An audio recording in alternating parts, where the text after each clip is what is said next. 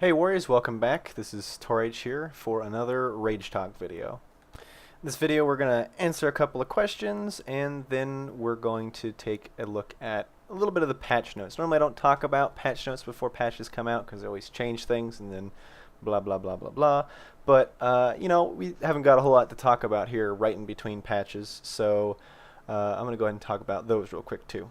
So the first question is from Remez, and he asks, hey mate, I think it's like an M8. I think that's an Australian thing. Hey mate, what's the add-on that shows your Raging Blow is ready with cooldown timer? I'm using Tell Me When, and I can't track Raging Blow. I haven't used Tell Me When in a while, but I'm pretty sure there is a way to track Raging Blow with it. But the one I'm using is Weakauras, which shows this little thing here. So I think in my last Rage Talk I did talk a little bit about Weakauras, but I just picked this question because I do actually have quite a few questions about different add-ons, and I do talk about them a little bit in the Rage Talk videos, but just because of the sheer number of questions I'm getting about it, I will do a full add-on video.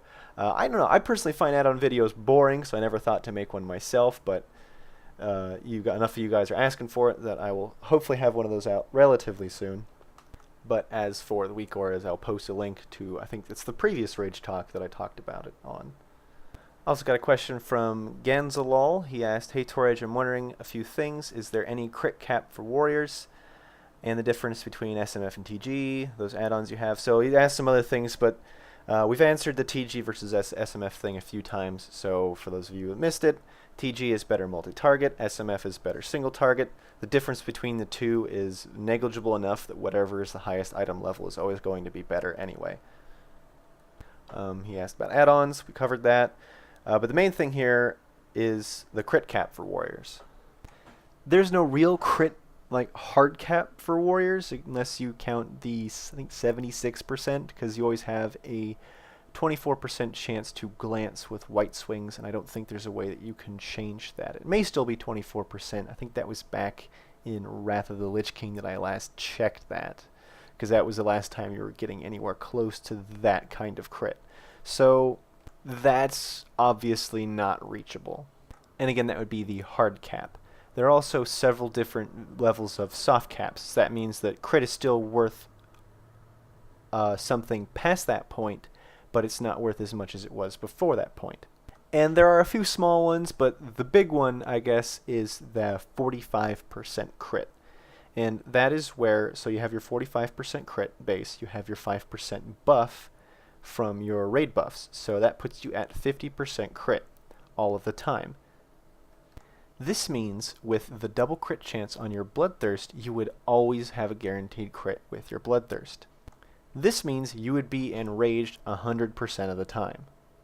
And what does that mean? That means that your mastery might actually pass your crit as far as its value. Now crit is still, I say it's a soft cap, crit is still valuable past that point because all of your other abilities will still benefit from that critical strike. And Bloodthirst on its own is not a giant chunk of your damage. This is a significant portion of it, but not like as much as your melee swings or your raging blows. However, if you can guarantee 100% enrage uptime, that makes mastery very, very, very good, and potentially better than crit. So 45% is the soft cap, and 76% is the hard cap. And currently, neither one of those are possible. I think with full best in slot Heroic Thunder Forged upgraded twice gear, you get to just a hair below that mark. I think it's 44.6% crit. I looked at it on Ask Mr. Robot the other day. And that's also like ignoring set bonuses and all sorts of things like that. But next tier, especially next tier Heroic, with the wide gap in item levels that they're giving us this expansion, so with that gear it will be a real possibility, but right now, not really. But thank you, Ganzalol, for that very interesting question. It was very fun to go over that and look at all those numbers.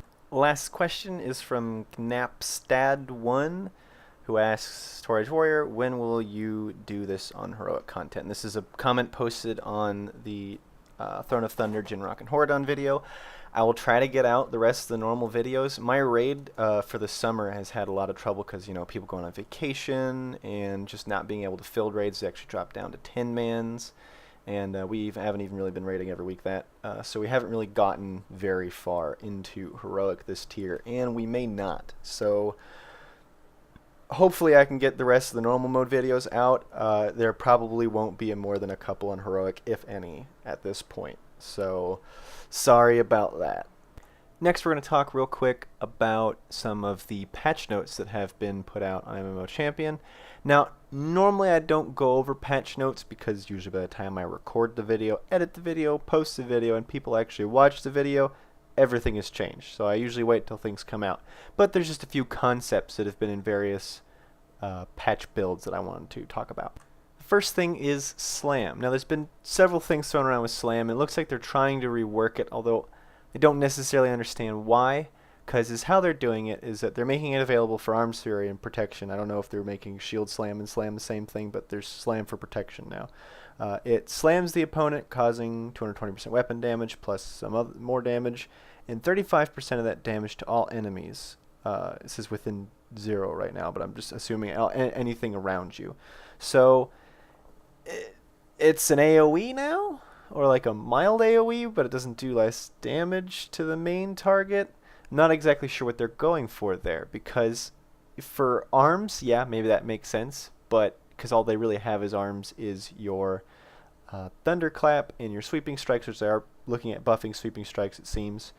And you've got the Blood and Thunder going in there, and you kind of Whirlwind just because at that point it's more damage than a Slam, but it looks like they want you to keep using Slam now instead of Whirlwind, which is kind of conflicting with the other stuff they're putting up, because they're making Seasoned Soldier is reducing the cost of Whirlwind even more than it was before, it seems. So I don't understand where they're going with Slam, and if they want you to use it instead of Whirlwind, if there's situations where you'd use Whirlwind and ones where you'd use Slam. But it seems like if that were the case, they're kind of overcomplicating Warrior AoE DPS. And then adding it to Fury is even more confusing, because of course Fury uses Whirlwind. Fury has always used Whirlwind. Even they used it single target a long time ago, then it was AoE. It's still AoE. It works really good with your Meat Cleaver, so you Whirlwind and then you use Raging Blow, and the Raging Blow hits more targets because you use Whirlwind to get Meat Cleaver. So it works really well with that. So I'm still not sure what situation you would be using Slam in. And again, if there are different types of AoE situations where they want you to be using Slam and ones where they want you to be using Whirlwind, that still, I think, overcomplicates Warrior AoE DPS. Other than that, Shield Wall looks like they're not going to make you use a shield for it anymore, which is awesome, because Shield Wall is like an awesome defensive ability. And right now, the only time you'd use it as a DPS warrior in a raid is if you really think you're going to die, and that's like the only way to get out of it, because you ruin your damage if you put on a shield. Because you can't Wild Strike, you can't Raging Blow, you're not getting that offhand damage. So this lets you actually use that as a defensive cooldown, which is good, because normally in those situations you'd be using your Die by the Sword, because Die by the Sword does give you a flat 20% damage reduction, but that's kind of wasting the main point of Die by the Sword, which is to parry everything. And as well with the Shield Wall, they are taking off the shield requirement for your Spell Reflect, thank God. I've wondered for quite some time now why, if you can use a shield to reflect something, why can't you just put up your weapon or baseball bat the spell back at them? And I can understand why some people would not be happy with the fact that we're pretty much never going to be using a shield as a DPS warrior now, but in that they think that takes away a little bit of how the warrior plays. But if you think about it, it's something that warriors have had to deal with that no other class has to deal with. And if you've been playing for a warrior for a long time, it's not that big a deal. But if you're just getting into the game or just getting into warriors, it's kind of a hard concept to grasp. And as far as it taking away from the skill cap on a warrior, there wasn't a whole lot of skill involved. It's either you had the macro and knew about it, or you didn't have the macro and didn't know about it. There wasn't like a huge skill thing involved in there. Now looking back to their post on the 20th, we see that they are talking about putting an offhand attack to Stormbolt, which is very interesting. That may make Stormbolt a viable option. Right now, it's kind of close to Bloodbath, but the main deciding factor is that Bloodbath does way more if you have more than one target, which you are often in situations where there is more than one target.